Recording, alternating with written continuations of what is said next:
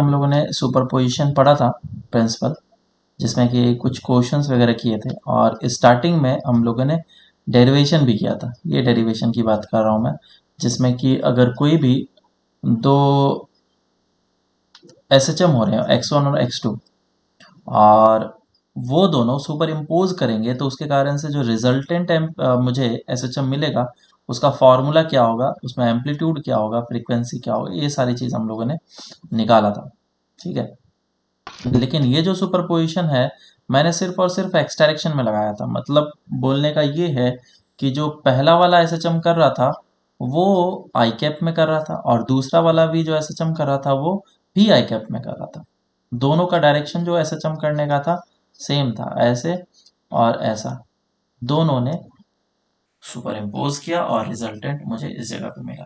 लेकिन सोचो अगर सुपर इम्पोजिशन कुछ इस तरीके से हो कि एक एसएचएम जो है वो एक्स डायरेक्शन में, पार्टिकल जो एसएचएम जो है एक डायरेक्शन एक्स डायरेक्शन में कर रहा हो और दूसरा पार्टिकल जो एसएचएम वो वाई डायरेक्शन में कर रहा हो इस तरीके से, तो फिर हमारा सुपर इम्पोजिशन होगा कि नहीं। तो उस समय क्या मैं प्रिंसिपल ऑफ सुपरपोजिशन लगाऊंगा, तो उस चीज को हम लोग इस बार देखते हैं।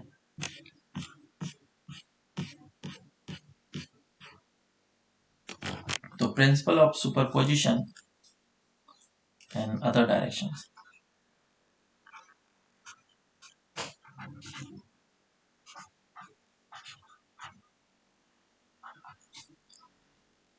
एंड अदर डायरेक्शंस, तो अगर हम लोग दूसरे डायरेक्शन में लगाएंगे तो प्रिंसिपल ऑफ सुपरपोजिशन किस तरीके से मुझे लगाना पड़ेगा। जैसा कि अभी हम लोगों ने देखा, अगर सिंगल डायरेक्शन में हो, जैसे कि ये x1 है और ये क्या था a sine of omega t plus phi one phi two हो सकता है। मैं दोनों में फेज नहीं लेता हूँ, एक में फेज ले लेता हूँ ओमेगा टी, और x2 जो है वो है a2 sine omega t plus phi. और जब इस जगह पे हम लोग इसको रिजल्टेंट निकालते हैं, मतलब क्या करना है मुझे, रिजल्टेंट एसएचएम निकालना है, तो इसमें वेक्टरली हम लोग काम करते हैं। ये x1 I cap plus of x2 I cap करते हैं। अब क्योंकि दोनों का आई कैप डायरेक्शन सेम है तो सिंपल सा इसमें हम लोग इसको ऐड कर लेते हैं और आई कैप को हम लोग कभी देखते ही नहीं, मानो कभी था ही नहीं, है ना। सिंपल सा चीज, अगर फोर्स तुम्हारा एक्स डायरेक्शन में लग रहा है 10 न्यूटन और दूसरा फोर्स एक 4 न्यूटन का नेगेटिव एक्स डायरेक्शन में लग रहा है, तो रिजल्टेंट फोर्स कितना हो जाता है, 10 माइनस ऑफ 6 4, रहेगा। 6 आई कैप। तो यहाँ पे आई कैप किसी काम का नहीं है क्योंकि दोनों जो फोर्सेस थे सेम डायरेक्शन में थे। सेम वे में यहाँ पे भी ये चीज कुछ इस तरीके से हमारा निकल करके आ जाता है, a resultant sine of omega t plus of जो भी अल्फा डेल्टा जिस तरीके से लिखना लिख सकते हैं, ये आ जाता है हमारा आंसर। लेकिन अगर परपेंडिकुलर डायरेक्शन में हो तो, है ना, लेकिन अगर परपेंडिकुलर डायरेक्शन में हो फोर्सेस, तो हम लोग को पता है कि अगर कोई भी दो फोर्सेस, इस बार 10 इस तरफ लग रहा है और 4 इस डायरेक्शन में लग रहा है, तो हम लोग डायरेक्टली ऐड या सब्ट्रैक्ट नहीं कर सकते हैं। अब मुझे पैरेललोग्राम लॉ ऑफ एडिशन से करना पड़ेगा, लेकिन यहाँ पे तो वेक्टर था इसीलिए पैरेललोग्राम लॉ ऑफ एडिशन हमने लगाया।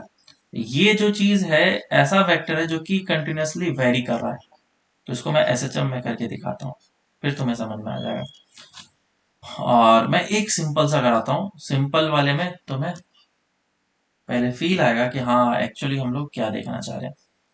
केस फर्स्ट कि दोनों का एम्पलीट्यूड सेम है और फेज डिफरेंस 0 है। If amplitude of both are same and are in same phase, ठीक है। सबसे पहले इसका हम लोग कर लेते हैं। तो अगर ऐसा हो रहा है तो मैं एक्स एक्सिस और वाई एक्सिस बना लेता हूँ और इसमें मैं एक्स डायरेक्शन में जो एसएचएम हो रहा है उसको इस तरीके से डिनोट कर लेता हूँ, ए साइन ऑफ ओमेगा टी, और जो y डायरेक्शन में हो रहा है उसको मैं y से डिनोट कर लेता हूँ, ए साइन ऑफ ओमेगा टी। दोनों का फेज सेम होना चाहिए और दोनों का एम्पलीट्यूड सेम होना चाहिए और टाइम पीरियड फ्रीक्वेंसी तो सेम होता ही होता है। तो इसमें मैं आई कैप डालूंगा और इसमें क्या डालूंगा मैं, जे कैप। ठीक है, ये वेक्टर फॉर्म में हुआ। और अब मैं इस जगह पे एक एक्स एक्सिस और वाई एक्सिस बना रहा हूँ। ये एक्स एक्सिस और ये एक्स एक्सिस एंड ये वाई एक्सिस।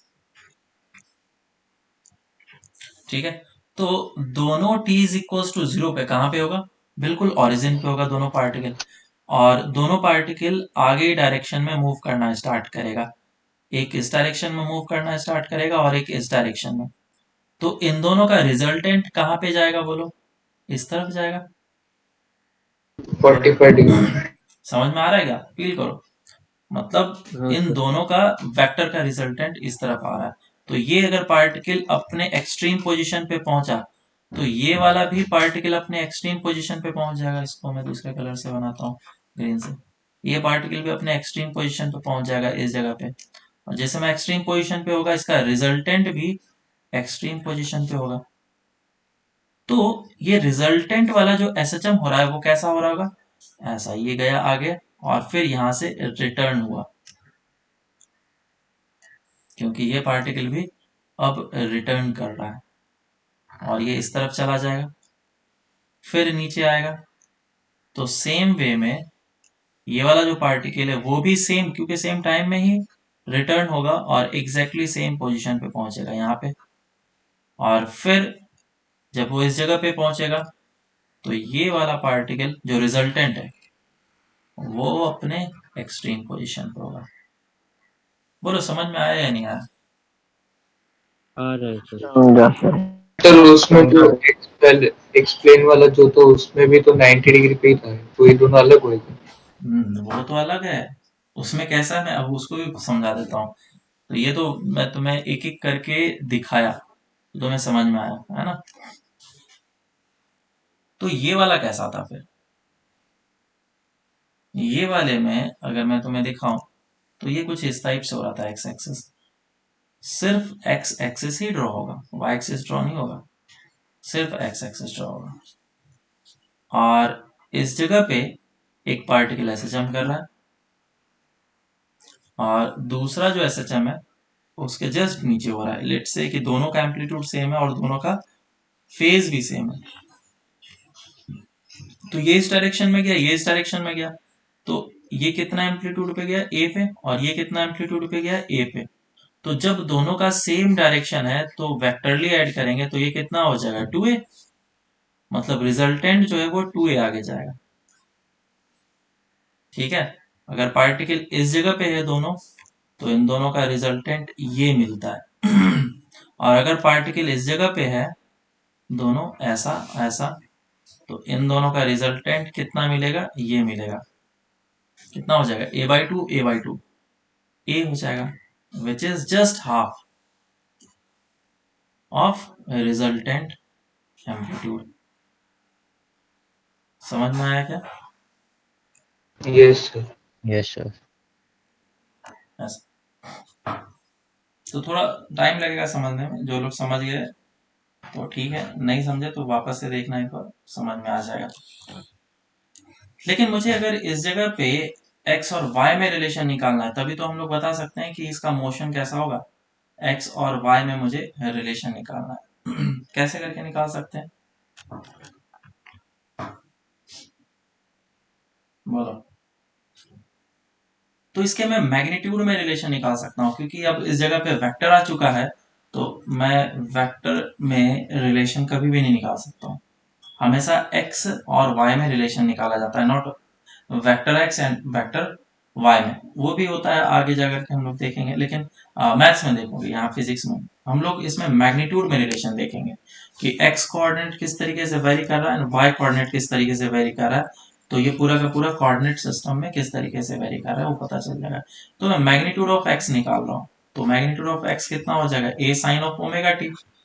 और मैग्नीट्यूड ऑफ वाई निकाल रहा हूँ, वो कितना हो जाएगा, वो भी ए साइन ऑफ ओमेगा टी हो जाएगा। क्या दोनों का मैग्नीट्यूड सेम है, उसको डिवाइड कर लेता हूँ मैं। तो x upon y is equal to कितना हो जाएगा, 1। Implies x is equal to 1। क्या यही इसका इक्वेशन है, है ना। तो जो एस एच एम होगा इस लाइन पे होगा, S H M resultant S H M, resultant S H M will be on this line। आगे चलते हैं, अब थोड़ा डिफरेंट लेते हैं केस। उसी में हम लोग ऐसा करते हैं, थोड़ा फेज को चेंज कर लेते हैं। x is equal to a sine of omega t और y is equal to, vector में ले लेता हूँ, आई कैप हो गया, and a sine of omega t plus pi by two कर लेता हूँ। लेट से कि उन दोनों के बीच का फेज डिफरेंस जो है वो पाई बाई टू है। तो इसका मैग्नीट्यूड कितना हो जाएगा, x will be equal to a sine of omega t and y will be equal to a cos of omega t हो जाएगा। तो ये मैंने मैग्नीट्यूड लिख लिया। अब इन दोनों को मैं डिवाइड कर लेता हूँ। इन दोनों को अगर डिवाइड करते हैं तो कितना आ जाएगा, ये x by y is equal to tan omega t. तो क्या इससे मुझे कोई भी रिलेशन पता चल रहा है क्या x और y में? नहीं, टाइम का वेरिएशन आ गया। जब भी मुझे x और y में रिलेशन चाहिए होता है, मैं टाइम को इलिमिनेट करता हूँ। प्रोजेक्टाइल मोशन याद करो, जब हम लोग x as a function of time लिखते थे और y as a function of time लिखते थे, तो इधर से टाइम का वैल्यू उठा करके इधर पुट करते। किसी तरीके से टाइम को एलिमिनेट करना है, तभी तो x और y में रिलेशन आएगा एक सिर्फ, और फिर हम लोग पैराबोलिक मोशन बता पाते थे। तो क्या करना चाहिए इस बार, स्क्वायर करके ऐड करें। बिल्कुल स्क्वायर करके ऐड कर लेता हूँ। X square plus y square कितना आ जाएगा, ये a square sine square omega t plus a square cos square omega t. तो ए स्क्वायर कॉमन आ जाएगा और क्या आ जाएगा, ये sine square omega t plus cos square omega t. तो ये हो जाएगा x square plus y square, और ये हमारा एक एक्स और वाई में रिलेशन निकल के आ गया, that is equals to a square, है ना। X square plus y square is equal to a square. क्या चीज है ये, किसका इक्वेशन है बोलो, ये सर्कल। सर्कल का, ये सर्कल। Equation of circle. इसका मतलब क्या है कि जो एस एच एम होगा वो एस एच एम नहीं होगा, वो बेसिकली रिजल्टेंट सर्कुलर मोशन करेगा। पार्टिकल का जो रिजल्टेंट एम्पलीट्यूड होगा वो सर्कुलर मोशन करेगा, ठीक है। तो क्या ये एस एच एम कर रहा है क्या, इसका रिजल्टेंट? नहीं, ये एस एच एम नहीं कर रहा है, नॉट एस एच एम। ऊपर वाला कर रहा था क्या एस एच एम, इस वाले में एस एच एम हो पा रहा था, है ना, क्योंकि वो मुझे दिख रहा है उस तरीके से। एक और केस कर लेते हैं, थर्ड वाले में। लेट्स से कि x is equal to a sine of omega t दे रखा है, आई कैप, और मान लो y is equal to b sine of omega t दे रखा है, जे कैप। तो क्या इससे अब रिलेशन निकाल सकते हैं क्या? बिल्कुल, हाँ, फिर से वही काम कर लो, मैग्नीट्यूड ले लो। तुम्हें बस क्या करना है, टी को एलिमिनेट करना है किसी भी तरीके से। तो दोनों को अगर मैं डिवाइड कर लूँ उसके मैग्नीट्यूड को, तो भी हमारा आंसर आ जाएगा x upon y is equal to this thing. So y is equal to b upon a into x. ये किसका रिलेशन है, स्ट्रेट लाइन का, लाइन का स्ट्रेट लाइन। विथ स्लोप जो होगा बी वही है। B by a. ठीक है, एक और बनता है हमारा केस।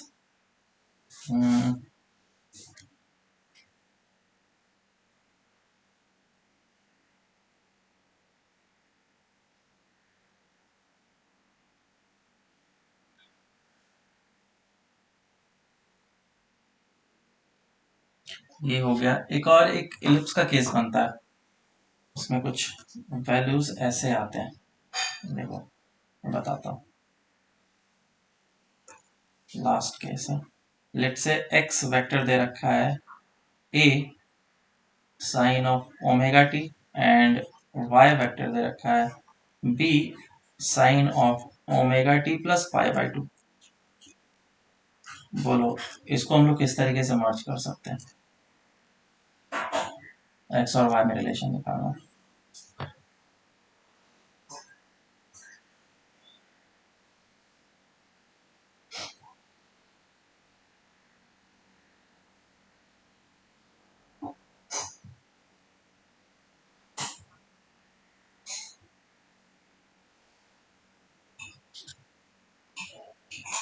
बोलो आया क्या आंसर?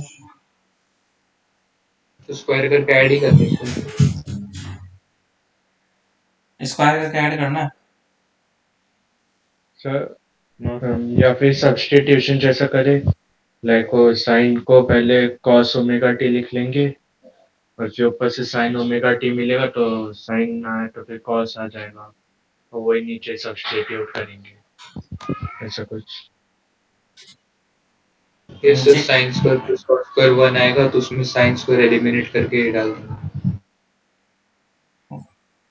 वो भी कर सकते हैं, थोड़ा लेंदी है, लेकिन एक और तरीका है मैं बताता हूँ। सर को बोलो। सर cos टू थीटा का फॉर्मूला यूज कर सकते हैं, 1 minus two sign to theta नहीं नहीं, कॉस टू थीटा में क्यों जा रहे हो, उतना दूर जाने की जरूरत नहीं है। देखो सिंपल सा है, x upon a is equal to sine of omega t और y upon b is equal to cos omega T.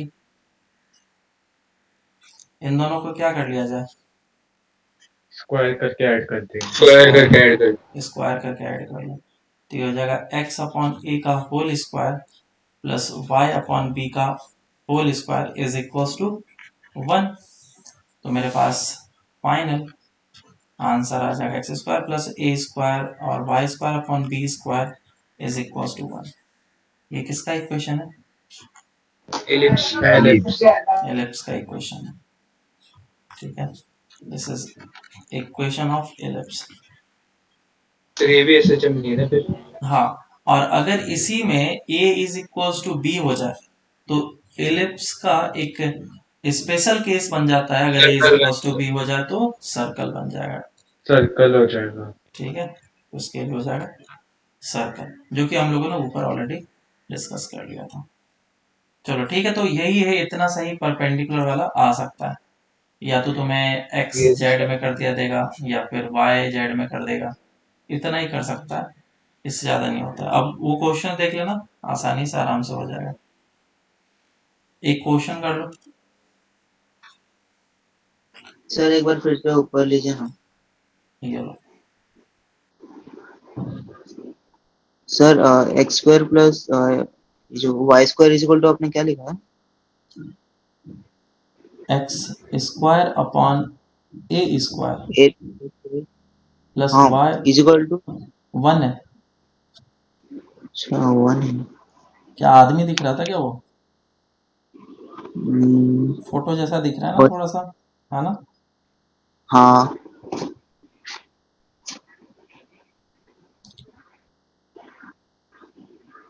Okay, चलो ठीक है, क्वेश्चन करते हैं। नोट कर लिया? यस। क्वेश्चन है कि x is equal to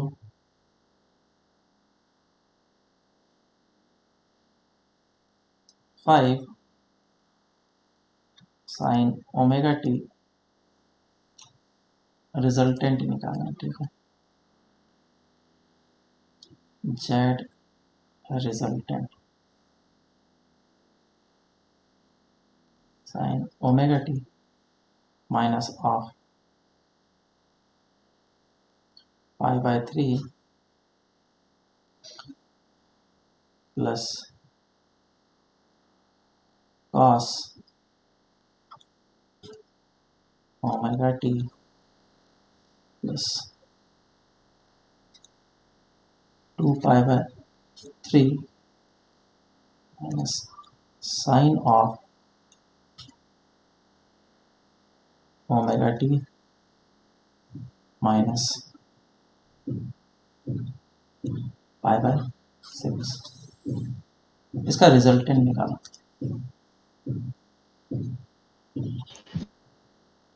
find resultant amplitude and phase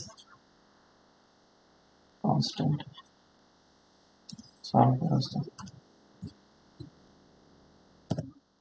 तो थोड़ा सा अजीब इसका आंसर आएगा, लेकिन करने के लिए दिया है मैंने।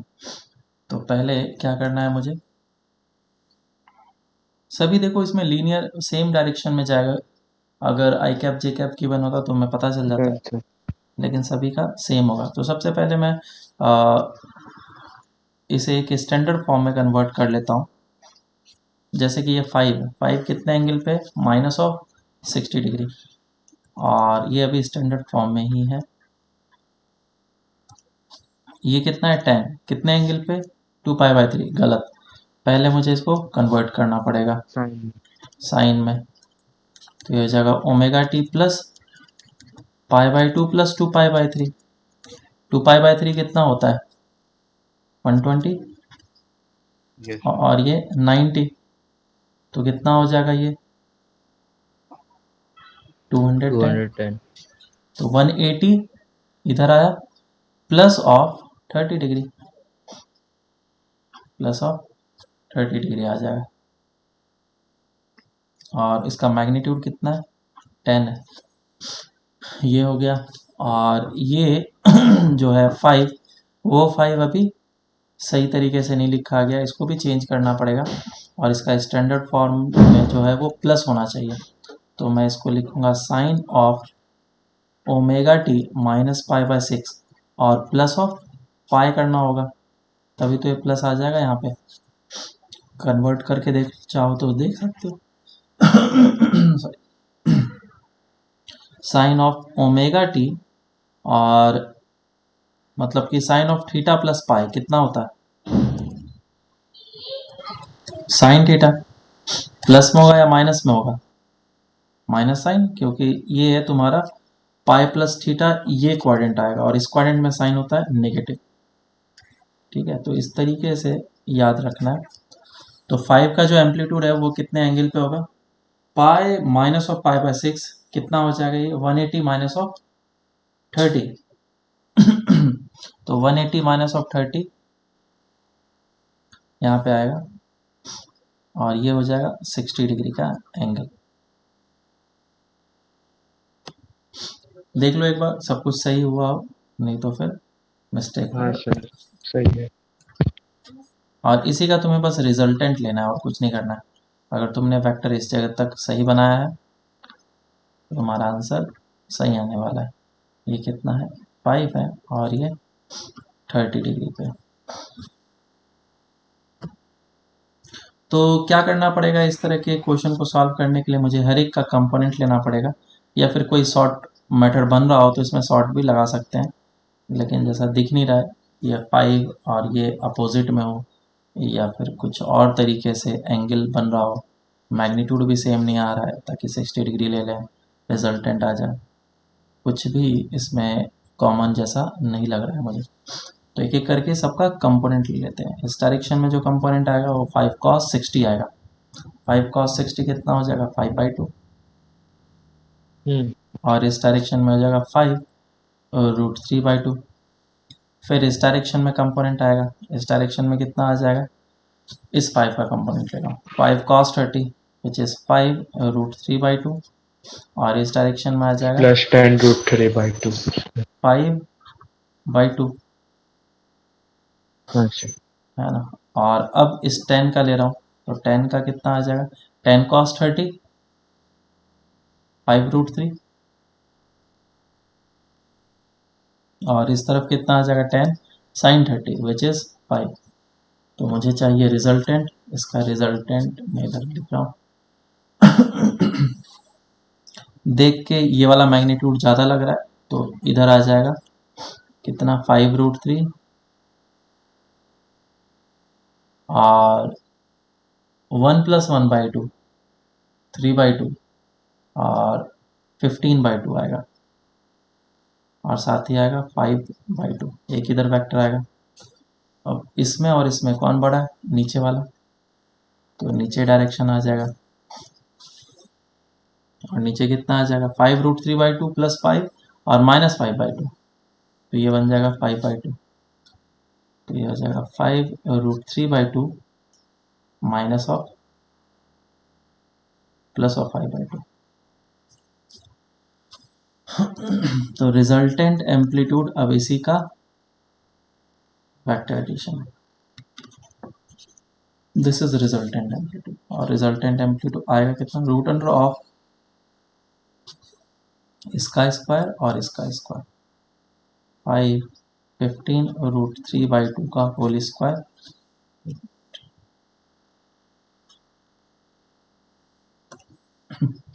15√3/2 माइनस ऑफ 5/2 का होल स्क्वायर प्लस 5√3/2 प्लस 5/2 का होल स्क्वायर, ये आएगा रिजल्टेंट। और एंगल कितना आ जाएगा? डेल्टा। तो मैं ऐसा ले देता हूँ कि इसे थीटा बोल देता हूँ, और रेफरेंस लाइन से ये π/2 और इधर जाएगा, तो tan थीटा हम लोग आसानी से निकाल सकते हैं। tan theta is equals to 15√3/2 minus 5/2 divided by 5√3/2 plus 5/2, ये आ गया tan थीटा। तो हमारा जनरल इक्वेशन क्या लिखाएगा रिजल्टेंट एम्पलीट्यूड का? दैट विल बी AR, जो कि हम लोगों ने इधर से निकाला हुआ है। अगर वैल्यूज अच्छे आते तो हमारा AR भी अच्छा आता, और इधर आ जाएगा sine of omega t plus delta, जिसमें कि डेल्टा का वैल्यू है थीटा प्लस ऑफ π/2, और इधर माइनस लिखूंगा मैं, नेगेटिव डायरेक्शन में लिया है इसलिए। बोलो, समझ में आया? Yes sir. Yes sir.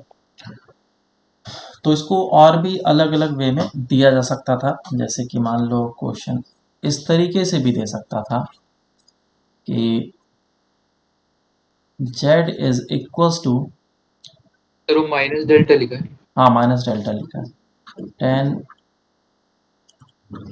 Sign omega t plus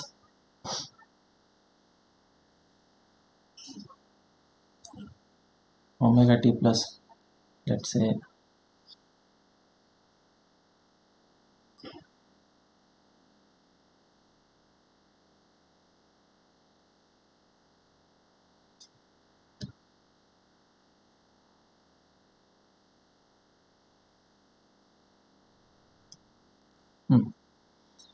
omega t plus of, मैं कर देता हूँ इस जगह पे 2π/3, और दूसरा दिया होता 10 sine of omega t minus of 2π/3 i cap and plus of 10 cos omega t j cap. ऐसा क्वेश्चन दिया गया, कर सकते क्या इस क्वेश्चन को? हाँ सर। करके बताओ क्या आ रहा है। देखो, तो इस तरह के क्वेश्चंस को हम लोग कैसे करेंगे? सबसे पहले ये जो है हमारा एक्स डायरेक्शन में है, मतलब आई कैप में है, तो पहले इसको सॉल्व कर लेते हैं। तो इसका फेजर मैं इधर बना लेता हूँ, और ये जो 10 का एम्पलीट्यूड है वो कितने पे? 2π/3 विच इज इस डायरेक्शन में सर, 120। है ना? तो ये 120 डिग्री है, और ये भी कितने पे? 10 विच इज 120 पे। तो इसका रिजल्टेंट इस डायरेक्शन में आ जाएगा। इन दोनों के बीच में एंगल कितना हुआ? इन दोनों के बीच का एंगल 120, और जब तुम्हें पता है कि दो फोर्सेस 120 डिग्री पे लगते हैं तो रिजल्टेंट कितना होता है? Same F। तो इस डायरेक्शन में भी जो एम्पलीट्यूड होगा वो 10 होगा, और वो इस डायरेक्शन में लगेगा। तो मुझे इसका रिजल्टेंट पता चल गया, that is 10 sine of omega t plus of pi, ऐसा होगा ये आई कैप में। और ये जो चीज़ है वो 10 cos omega t j cap में। तो sine of pi plus theta कितना होता है, माइनस साइन बाहर आता है बस, minus of 10 sine of omega t i cap. ठीक है क्या? तो क्या ये एक्स वेक्टर है तुम्हारा माइनस 10 साइन ओमेगा टी, और ये तुम्हारा वाई वेक्टर है which is 10 cos omega T. देख लो एक बार सही है कि नहीं, कहीं पे मिस्टेक नहीं होना चाहिए बस। ठीक है क्या?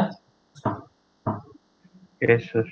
अब मैग्नीट्यूड को तुम लिख सकते हो x is equal to 10 sine omega t and y is equal to 10 cos omega t, और दोनों को स्क्वायर करके ऐड कर लो, x square plus y square is equal to क्या आ जाएगा 10। तो ये सर्कल का इक्वेशन बन जाएगा 10 स्क्वायर, हाँ 10 स्क्वायर, ये आ जाएगा सर्कल का इक्वेशन। ठीक है, रोटेशन का डायरेक्शन जो है इधर उधर हो सकता है, उसके बारे में भी अभी हम लोग नहीं देख रहे हैं, इतना कर लिए मतलब बहुत है। ठीक है, चलो अब आगे चलते हैं, हम लोग ऑसिलेशन करते हैं, डैम्प्ड ऑसिलेशन।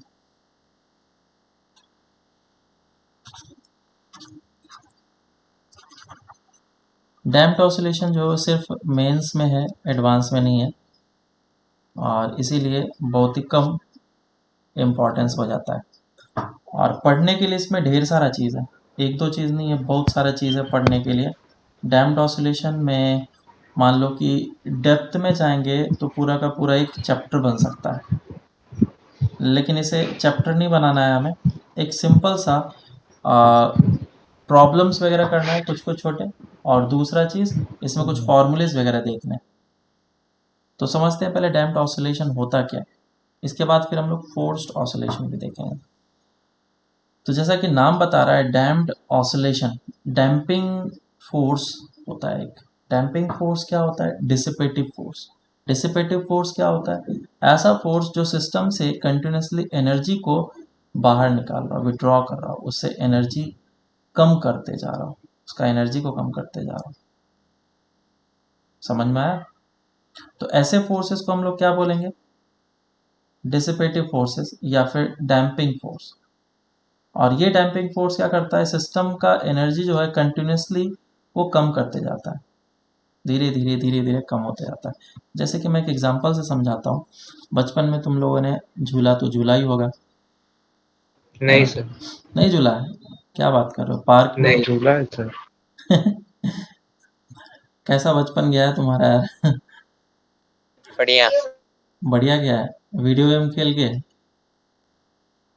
सर वो भी नहीं था। तो बचपन में क्या किया वो बताओ तुम। घर पे ही बैठा था। घर पे ही बैठे थे, पढ़ाई करते हो एंजॉय नहीं सर, पूरा मजा किया। हाँ, मजा किया है। अच्छा, कुछ लोगों ने मजा किया है, कुछ लोगों ने का बोरिंग गया है। मैंने तो बहुत मजे करे, पतंग वतंग उड़ाता था मैं, मस्त बढ़िया सा। हाँ सर। पढ़ाई वढ़ाई हो जाता था, उसके बाद फिर पतंग, ऐसा क्रिकेट खेलने के लिए जाना।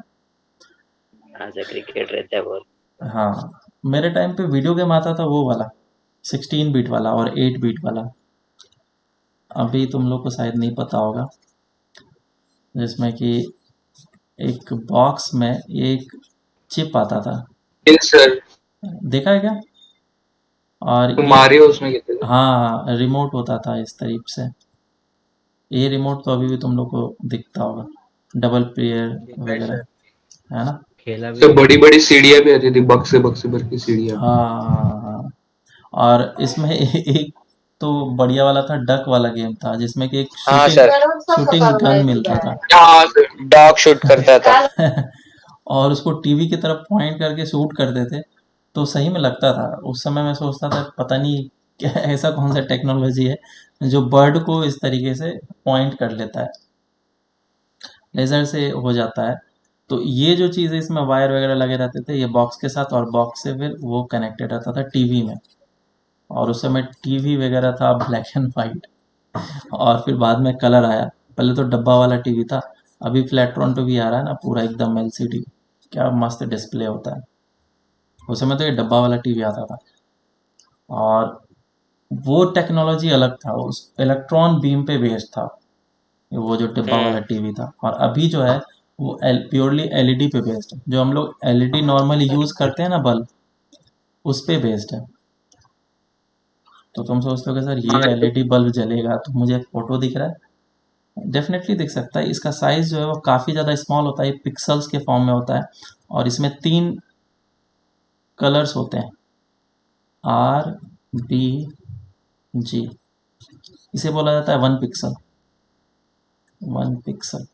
और एक पिक्सल नहीं, उसमें ऐसे ढेर सारे पिक्सल्स होते हैं। अगर तुम्हारे पास एक टीवी है, रेड ब्लू ग्रीन। हाँ आरबीजी होता है, यही पिक्सल्स है ना, ढेर सारे होते हैं। और ये तुम्हारा मतलब नेकेड आई से नहीं दिखेगा, तुमको इसके लिए कैमरा से जूम करना पड़ेगा। वो डिपेंड करता है डिस्प्ले का रेजोल्यूशन पे। हाँ, मतलब वो उस कुछ पर भी कुछ टीवी के डिपेंड पास में जाके तो दिखेगा। दिखता है, हाँ सर, दिखता है हाँ, कभी कभी। है ना, डॉट डॉट डॉट दिखेगा, डॉट डॉट दिखेगा। तो तुम सोचो आरबीजी सिर्फ है, कलर है, इसके कलर से कैसे हम लोग different multi colour 16 billion colours बोलते हैं, इतने कलर्स के कॉम्बिनेशन हम लोग इसमें ला सकते हैं। तो बेसिकली आरबीजी से ही मिक्स होकर के सारे कलर्स हमें मिलते हैं, है ना। वाइट कैसे मिलता है और ब्लैक कैसे मिलता है? कलर्स तो ठीक है मिल जाएंगे, वॉयलेट कलर निकालना निकल जाएगा, मैरून निकालना निकल जाएगा, कोई सा भी कलर निकालना निकल जाएगा। दो का इंपॉर्टेंस, एक वाइट और एक ब्लैक। सर ब्लैक तो डिस्प्ले अंधेरा के कर नीचे देगा, लाइट को वाइट पिक्सल जला बंद देगा, हो जाते हैं। ब्लैक मिल जाएगा। सातों कलर से मिलके वाइट बना वो रेनबो के हाँ और लाइक वाइट कलर वो 7 कलर्स का कॉम्बिनेशन है। हाँ, हाँ, और ब्लैक ब्लैक में ब्लैक में वो 6 है पिक्सल बंद हो जाता है, कलर्स का। वो एलईडी बंद हो जाता है। अब देखो इशू हाँ क्या सर, आता है ब्लैक ना, में पिक्सल को बंद कर देते हैं। ब्लैक में इशू ये आता है कि अगर तुमने इसके एलईडी को बंद किया, अब किसी किसी टीवी का कॉस्ट काफ़ी ज़्यादा होता है, हाई होता है, उसमें इन सभी इशू को फिक्स किया जाता है। क्या होता है, ब्लैक अगर तुमने जस्ट इसको ऑफ कर दिया, तीनों का आरबीजी ऑफ हो गया, तो बिल्कुल लाइट उधर से नहीं आ रहा है, तो ब्लैक होना चाहिए, बराबर। लेकिन जो एक पिक्सल है और इसके बाजू वाला जो पिक्सल है, ये तो इल्यूमिनेट करेगा ना, और ये इल्यूमिनेट करेगा तो इसका बाजू वाला भी पिक्सल दिखेगा। तो तुम्हें पिक्चर क्वालिटी कैसा दिखेगा? खराब दिखेगा। मान लो कि इस जगह पे इतना सा ब्लैक एरिया, ये तो सब तो ठीक है, लेकिन ये जो लाइट जला हुआ है, ये तो इसको भी इल्यूमिनेट करेगा ना, तो तुम्हें वहां का हाँ बल्ब यस सर। दिखेगा, उस जगह का बल्ब दिखेगा फिर तो,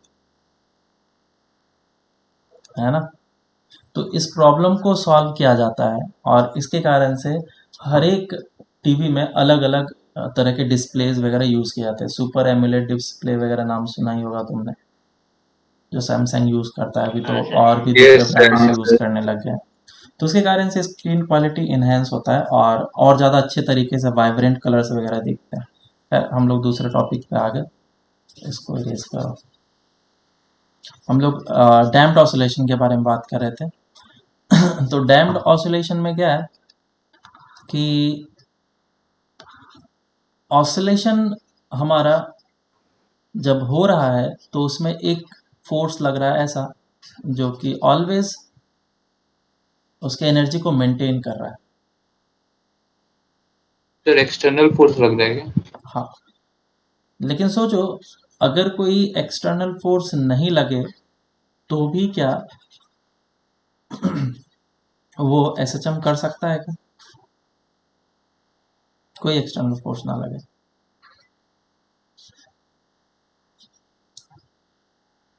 अब ये एक्सटर्नल और इंटरनल इस बात पे डिपेंड करता है कि तुमने सिस्टम क्या डिफाइन किया है।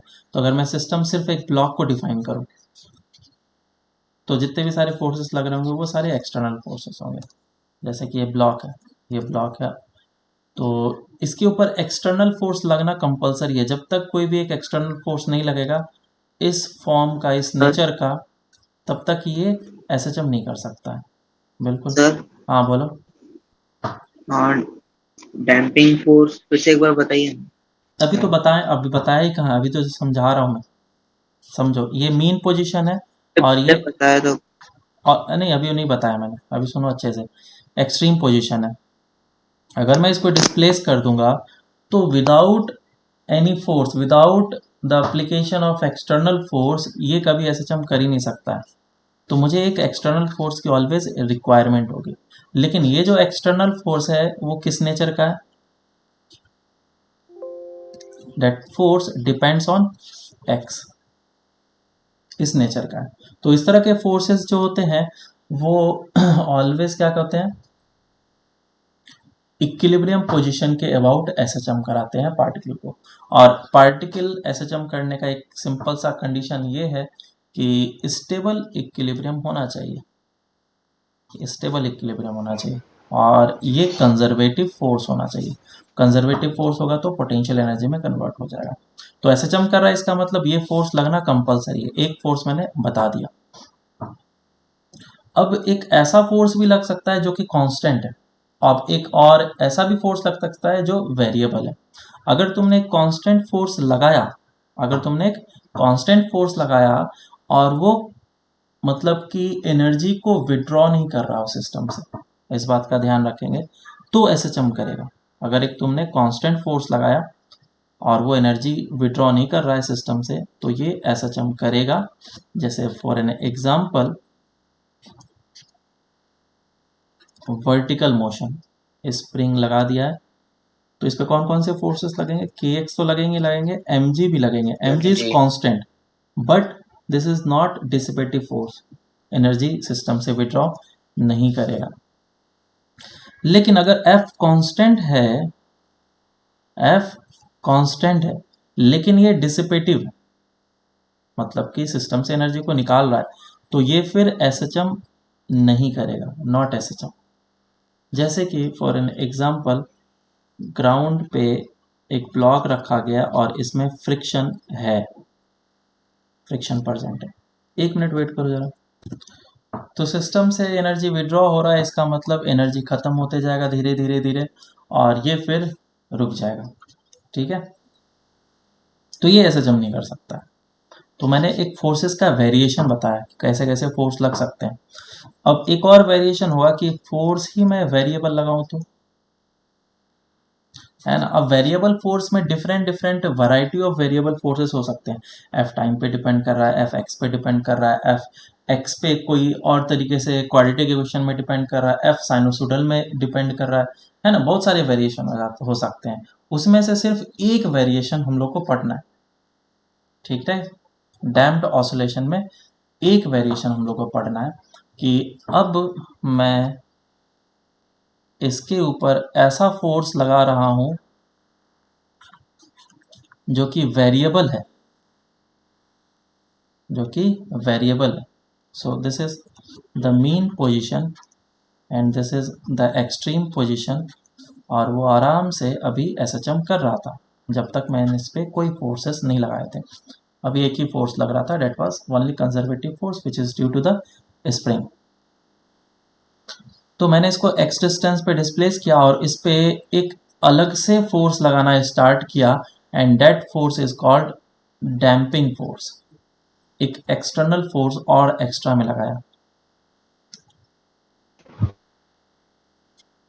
डैम्पिंग फोर्स एक ऐसा फोर्स है जो सिस्टम से कंटिन्यूसली एनर्जी को विड्रॉ करता है, निकालता है, उसके एनर्जी को कम करता है। कैसे? जैसे फ्रिक्शन है, लेकिन फ्रिक्शन का वेरिएशन थोड़ा अलग है, कांस्टेंट लगता है, वो मैग्नीट्यूड में चेंज नहीं होता है। वही अगर विस्कोसिटी की बात करें, जैसे एग्जांपल एक और ले लेता हूं मैं दिखाने के लिए कि एक सिस्टम है ऐसा, और इसके साथ मैंने एक रॉड को अटैच कर दिया जो कि इस तरीके से शेप में मासलेस रॉड है, और इसको पानी में डुबो दिया।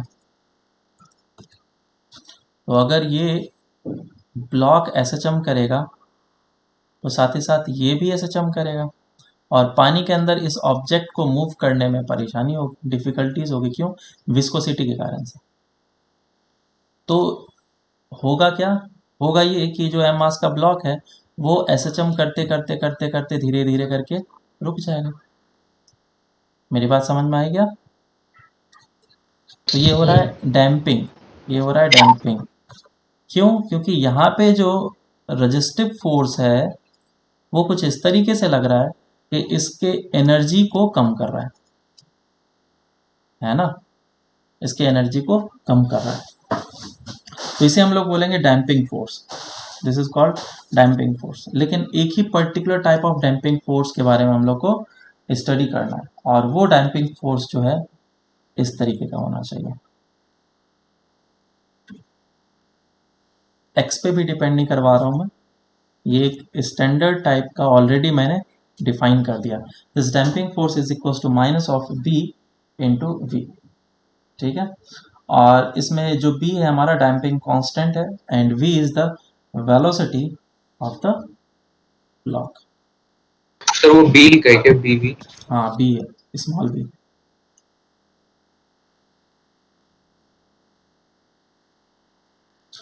And b is the damping constant.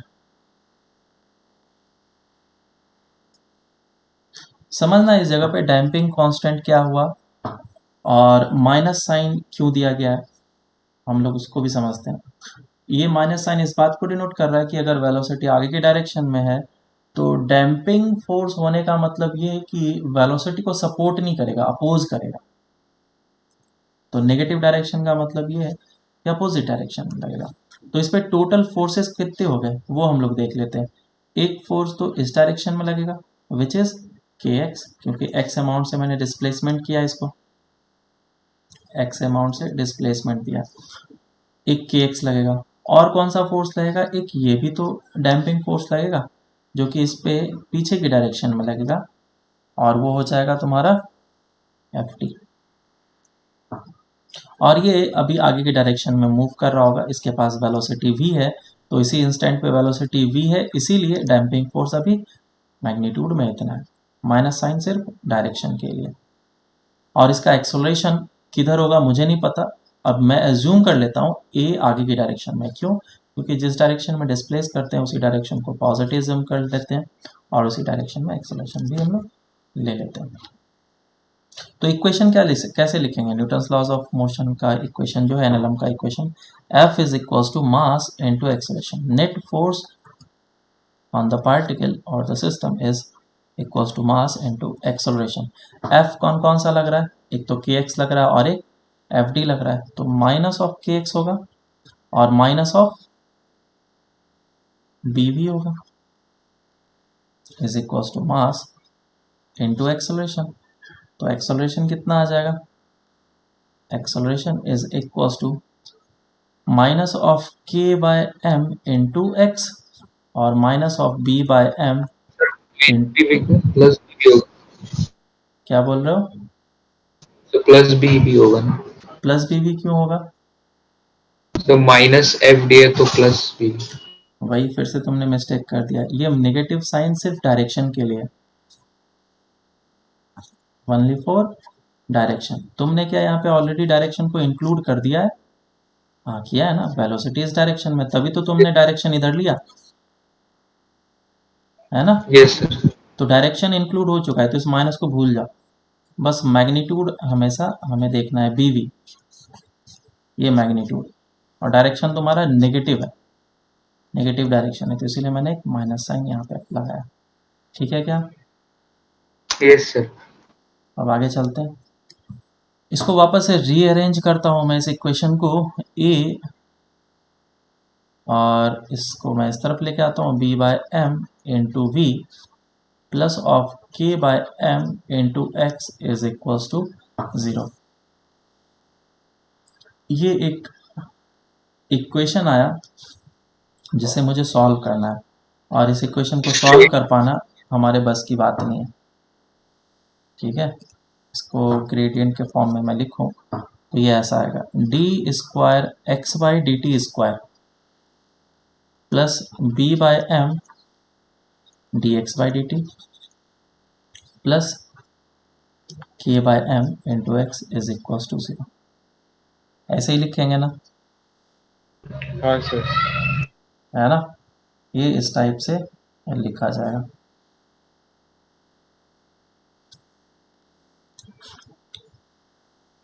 तो इस इक्वेशन को मुझे सॉल्व करना पड़ेगा। और इस इक्वेशन को जैसे सॉल्व करेंगे, सॉल्व करने पे हमारा आंसर्स आएगा। तो इसको हम लोग कुछ इस तरीके से भी लिखते हैं, k by m is equals to 0। तो क्या ये क्वाड्रेटिक इक्वेशन बन रहा है, डिफरेंशियल फॉर्म का क्वाड्रेटिक इक्वेशन, और इस क्वाड्रेटिक इक्वेशन के रूट्स होते हैं, और रूट्स हमें पता है किस तरीके के निकलते हैं। तुम अगर क्वाड्रेटिक इक्वेशन पढ़े हो, ऑफकोर्स पढ़े हो, और उसमें रूट्स हमारे तीन तरह के होते हैं। एक हो जाता है इमेजिनरी रूट, एक हो जाता है real roots. Real roots. Real roots में इक्वल इन मैग्नीट्यूड, दोनों इक्वल हो, रूट्स आर इक्वल। और तीसरा क्या हो जाएगा, डिस्टिंक्ट। हाँ, unequal real. Real roots not equal, है ना। मैं बस लिख देता हूँ, समझ जाओ। तो इसके लिए क्या कंडीशन होता है, इमेजिनरी अगर रूट्स हो रहे हैं तो उसके लिए क्या कंडीशन है, डी डिस्क्रिमिनेंट से छोटा, लेस देन 0। इसके लिए क्या होना चाहिए, D greater than 0, equals to 0, और इसके लिए ग्रेटर देन 0। ग्रेटर देन 0 होना चाहिए, बराबर।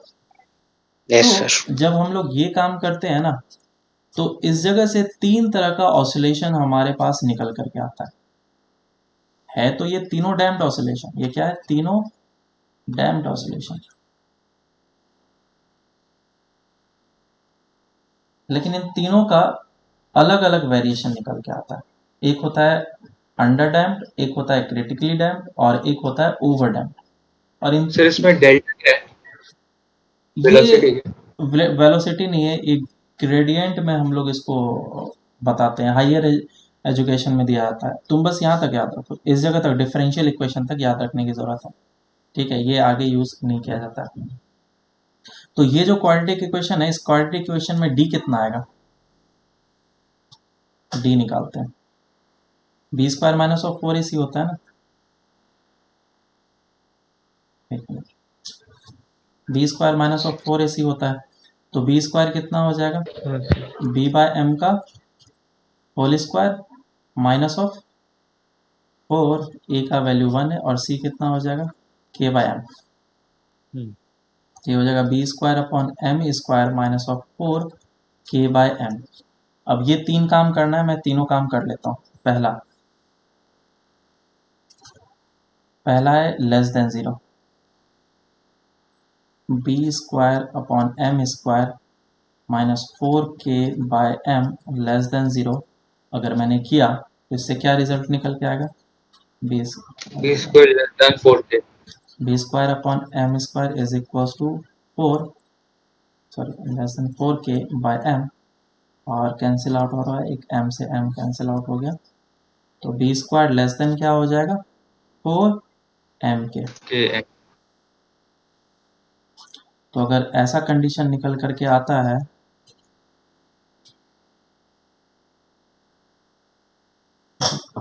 बी स्क्वायर अगर बोला है तो ये भी हो सकता है रूट अंडर ऑफ 4m के या km।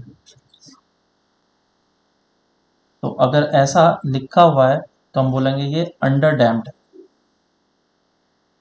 Under damped.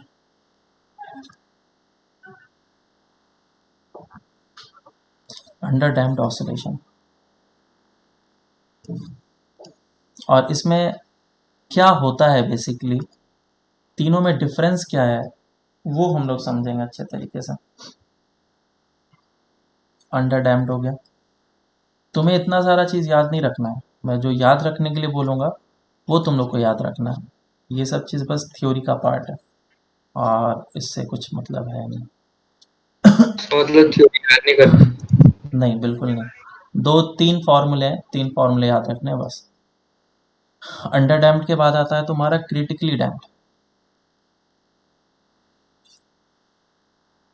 इतने डिटेल्स में कहीं पे पढ़ाते भी नहीं, वो बस एक ही पढ़ाते हैं, अंडर डैम्प्ड सर वो ऑसिलेशन। और शीट में तो बस डेफिनेशन दिया, पता नहीं, मैंने सीट देखा नहीं। Damped oscillation.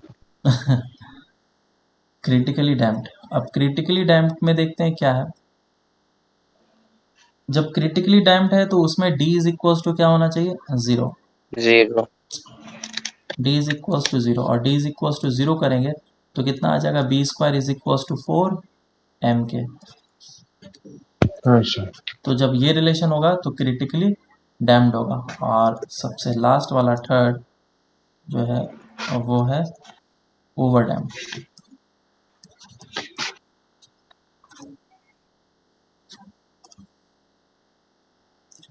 तो जब ओवर डैम्प्ड बोल रहे हैं हम लोग तो इस वाले के लिए d क्या हो जाएगा, ग्रेटर देन 0। और जब d ग्रेटर देन 0 रखेंगे तो b square greater than 4 mk हो जाएगा। तो इन दोनों में डिफरेंस क्या है, पहला डिफरेंस तो b का वो दिख ही रहा है, दूसरा डिफरेंस क्या है उसको भी हम लोग समझते हैं और थोड़ा फील भी करते हैं तो हमें समझ में आएगा। f इज इक्वल्स टू अगर बोला गया है minus of b into v है, ठीक है। तो ये जो डैम्प्ड ऑसिलेशन वाला जो डैम्पिंग फोर्स है f, वो इस बात पे डिपेंड कर रहा है कि b का मैग्नीट्यूड कितना है। अगर b का मैग्नीट्यूड ज़्यादा होगा तो क्या इस पे जो फोर्स लगेगा वो भी ज़्यादा होगा मैग्नीट्यूड में। समझ में आया क्या। हाँ और अगर हाँ इस b का वैल्यू होगा कम तो जो डैम्पिंग फोर्स फोर्स लगेगा भी वो भी कम होगा। अच्छा, डैम्पिंग फोर्स ज़्यादा होने से और कम होने से हम लोग क्या मतलब निकाल सकते हैं। ओवर चा- डैम्प है कि अंडर डैम्प। ये अगर फोर्स ज़्यादा होगा तो पार्टिकल का एम्पलीट्यूड जल्दी जल्दी कम होगा और वो रेस्ट पे जल्दी आ जाएगा। ज़्यादा मैग्नीट्यूड में फोर्स लग रहा है ना, एनर्जी जल्दी विड्रॉ कर रहा है सिस्टम से। नहीं समझ में आया। समझा सर। समझ में समझा आया क्या। सर। अगर मैं हाँ बोलूँ, सर। हाँ, अगर मैं बोलूँ कि एक ब्लॉक है और इस ब्लॉक में दो कोफिशिएंट ऑफ फ्रिक्शन मैंने लगाया, पहली बार लगाया 0.2 लगाया और दूसरी बार लगाया 0.8, तो कौन से वाले केस में जल्दी से रुक जाएगा ब्लॉक। 0.8। 0.8 0.8 वाले में। 0.8 वाले में जल्दी से रुक जाएगा। क्यों, क्योंकि यहाँ पे जो फ्रिक्शन लगेगा वो काफ़ी ज़्यादा मैग्नीट्यूड में लगेगा। सेम वे में बोल सकते हैं कि इस वाले में जो मैग्नीट्यूड ऑफ डैम्पिंग फोर्स है वो काफ़ी ज़्यादा है और जल्दी से रुक जाएगा। और इस वाले में क्या होगा, अगर बी का वैल्यू बहुत ही कम है तो वो क्या करेगा, इस फ्रिक्शन की तरह करेगा जिसमें कि फ्रिक्शन काफ़ी कम है, तो वो धीरे धीरे धीरे धीरे करके एनर्जी को कम करते जाएगा सिस्टम का और फिर जाकर के रुकेगा।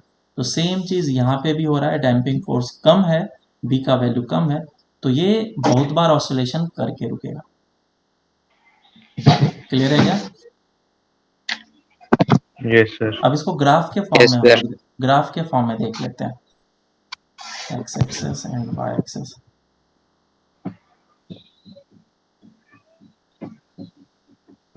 So this is x axis and this is time, displacement and time का कर्व हम लोग देख रहे हैं। पहला वाला जो है फर्स्ट, वो कौन सा है, ओवर डैम्प्ड लेते हैं हम लोग, ठीक है। ओवर डैम्प्ड,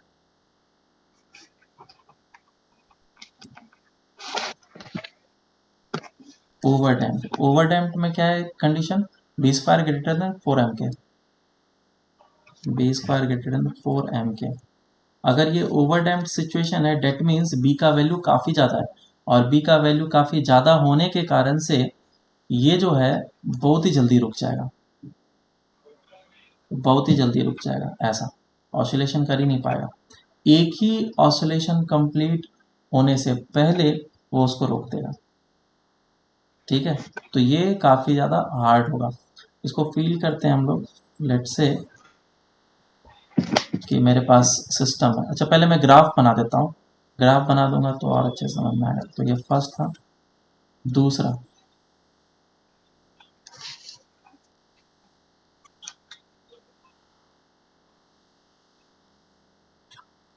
ये x और t, जिसमें कि सेकंड में सिचुएशन ले रहा हूँ क्रिटिकली डैम्प्ड का। तो दोनों क्या बोल रहे हो, कुछ नहीं।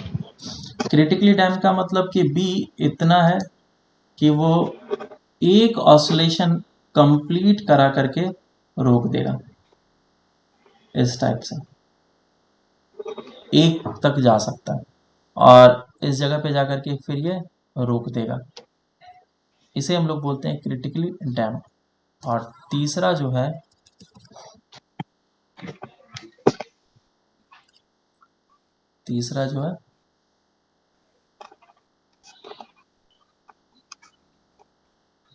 Over damped.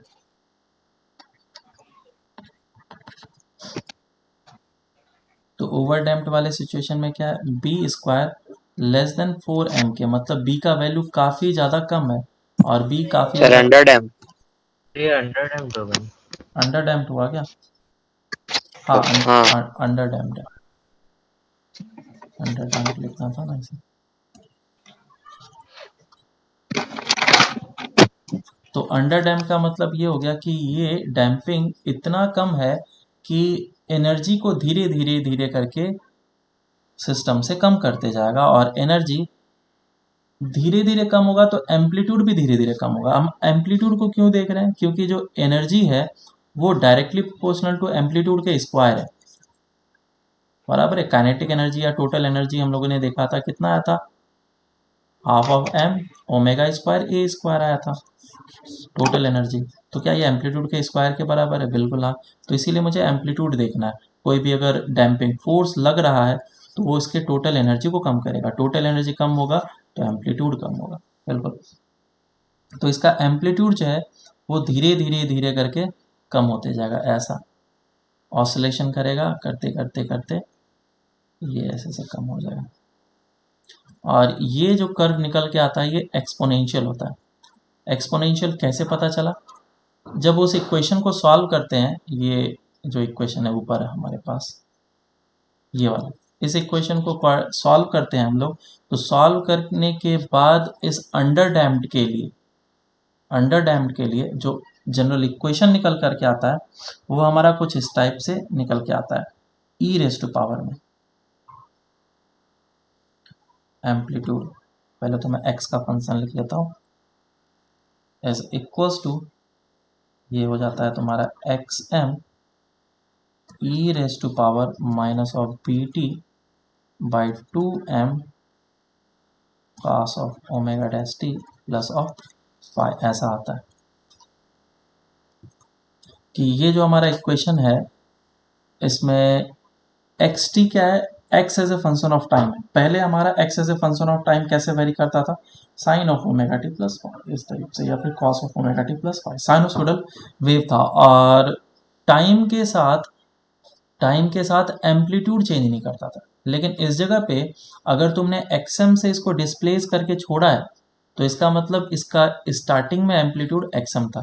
इसको मैं ऐसा कर लेता हूँ, ए नॉट कर लेता हूँ कि time t is equal to 0 पे एम्पलीट्यूड ए नॉट है। तो इसका जो एम्पलीट्यूड है देखो वो टाइम पे डिपेंड कर रहा है। तो तुम्हें इतना बड़ा फॉर्मूला याद रखने का ज़रूरत है क्या? नहीं, इसमें सिर्फ एम्पलीट्यूड का फॉर्मूला याद रखने की ज़रूरत है। और ये जो एम्पलीट्यूड है वो एक फंक्शन ऑफ टाइम है। So amplitude as a function of time is given by a naught e raise to power minus of b t by 2m। और ये फॉर्मूला बिल्कुल अच्छे तरीके से याद होना चाहिए क्योंकि क्वेश्चन इसी पे आते हैं, ठीक है। जेई में क्वेश्चन आ चुका है सर एक इस मिनट पे। बचे। ओके, ज्वाइन करो। इसमें जो ई का वैल्यू है, क्या पूछ रहे थे तुम? ई के सर पावर ई में का जो है पावर कुछ भी हो तो उसका वैल्यू कैसे निकालते उसका, हैं? जैसे बी है, ये बी क्या है, डैम्पिंग कांस्टेंट, जो कि तुम्हारे क्वेश्चन में गिवन होगा, बराबर।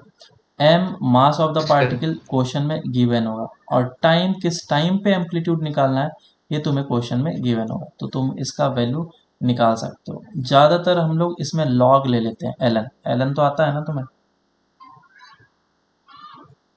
ठीक है। तो एम्पलीट्यूड एज सर ए एक छोटा फंक्शन, सा एग्जांपल करके बताओ ना। एग्जाम्पल भी करेंगे, अभी नीचे करेंगे एग्जाम्पल। तो amplitude as a function of time जो है वो किस फंक्शन में, ई के पावर में, है ना। और इस तरह के पावर में जो ग्राफ बनता है वो ये है, e raise to power minus of b t by 2m। This is the graph of this amplitude as a function of time. ये इसको डिनोट कर रहा है कि जो एम्पलीट्यूड है वो टाइम के साथ कैसे सिस्टम का चेंज होते जा रहा है, वो इस तरीके से चेंज हो रहा है और इनफाइनाइट टाइम पे जाकर के ज़ीरो होगा। अब ओमेगा डैश के बारे में बात कर लेते हैं। ओमेगा डैश का वैल्यू कितना है? ओमेगा डैश का जो वैल्यू होगा वो root under of k by m minus of b square by 2m होगा। या फिर इसको हम लोग इस तरीके से भी देख सकते हैं कि omega dash is equals to root under of, ये के बाय एम क्या है हमारा? नेचुरल फ्रीक्वेंसी, याद है क्या? है ना, डैम्प्ड ऑसिलेशन नहीं होता है तो नेचुरल फ्रीक्वेंसी ही होता है। और इसको हम लोग लिख रहे हैं बीटा स्क्वायर, सॉरी ये इधर 4m स्क्वायर होगा, मैंने गलती से लिख दिया बीटा स्क्वायर। और बीटा क्या है? बीटा है तुम्हारा b/2m, बीटा तुम्हारा b/2m। तो तुम ओमेगा डैश को इस तरीके से भी याद रख सकते हो। और ये जो एम्पलीट्यूड है वो भी अब इस तरीके से चेंज हो जाएगा, a0 e⁻⁻ minus of beta T, है ना। तो ये और ये, तो तुम देख लो किस तरीके से तुम्हें फॉर्मूला याद रखना है, इस वाले में तरीके से याद रखना है या फिर इस तरीके से। अगर ऐसे याद रखते हो ओमेगा की वैल्यू भी याद रखनी है। तो हाँ, ओमेगा भी, ओमेगा तो नेचुरल फ्रीक्वेंसी वो तो याद ही रहेगा। स्प्रिंग से अटैच्ड अगर नहीं, कोई वो भी, नहीं, ओमेगा डैश। हाँ ओमेगा डैश भी याद रखना है। अगर किसी भी टाइम पे पूछ लिया तुमसे कि ओमेगा बताओ, ओमेगा डैश बताओ इसका, कि इस सिस्टम में डैम्प्ड ऑसिलेशन ऐसा है, फोर्स डैम्पिंग फोर्स लग रहा है, तो ओमेगा डैश कितना है इसका, तो निकाल सकते हैं ना। वैसे ज़्यादा पूछा नहीं जाता इस पे क्वेश्चन, ऊपर एम्पलीट्यूड वाले पे ही क्वेश्चन पूछा जाता है। सर वो ओमेगा डैश के फॉर्मूले में बी स्क्वायर के नीचे क्या लिखा है ऊपर वाले इसमें? ये 4m है, 4m square, okay sir. 4m square. तो ये हमारा इंपॉर्टेंट फार्मूला है एटी वाला, और इसी से क्वेश्चंस आएंगे, इसे तो अच्छे तरीके से याद रखना है। Minus of b t/2m a0 e⁻⁻bt/2m। किसी किसी जगह पे b/m दे दिया जाता है, तो तुम्हें क्वेश्चन में देखना होगा, यूनिट से पता चल जाएगा, नहीं तो वो फोर्स को उस तरीके से डिनोट करेगा, फिर एक्सेलरेशन बताएगा कि ये इसके प्रोपोर्शन है। तो तुम्हें आइडेंटिफाई करना पड़ेगा कि तुम्हें b दिया है या b/m दिया है। जेई में क्वेश्चन आ चुका है ऐसा, इसीलिए वो तो बता रहा हूँ। अब किसी जगह पे तुम्हें इस जगह से भी डेरिवेशन करके बता दिया जाता है कि ये देखो क्रिटिकली डैम्प्ड हो गया, ये अंडर डैम्प्ड हो गया और ये ओवर डैम्प्ड हो गया। कैसे?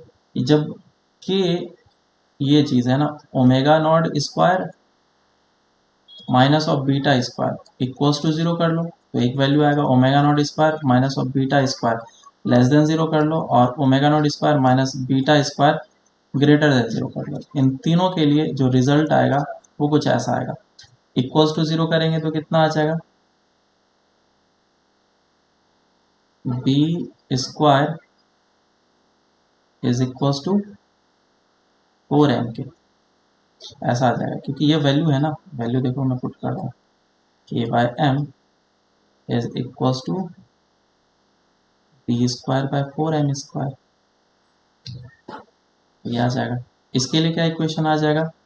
इसके लिए आ जाएगा b² ग्रेटर देन 4m के, इसके लिए आ जाएगा b² लेस देन 4m के। और फिर इस जगह से भी वो बता देगा कि देखो ये क्रिटिकली डैम्प्ड है और ये क्या है, ओवर डैम्प्ड, और ये अंडर डैम्प्ड, ऐसा बता देगा। तो ये भी तुम देख सकते हो। अब इसको एक बार समझते हैं कि ये क्रिटिकली डैम्प्ड, ओवर डैम्प्ड और अंडर डैम्प्ड में डिफरेंस कैसे हम लोग फील कर सकते हैं। उसको तुम फील करने के लिए इस तरीके से सोच सकते हो कि लेट से कि स्प्रिंग है और इस स्प्रिंग के साथ एक ब्लॉक अटैच्ड है, और इस ब्लॉक के साथ मैंने एक रॉड को अटैच कर दिया है जो कि लाइट है, कुछ इस टाइप का सिस्टम बना दिया। एक ये सिस्टम है और ये एम मास का ब्लॉक है, और ये फिर लगा दिया मैंने। और थर्ड वाले केस में ऐसा कर दिया।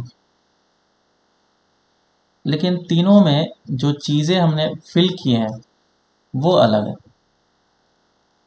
वो डिफरेंट है।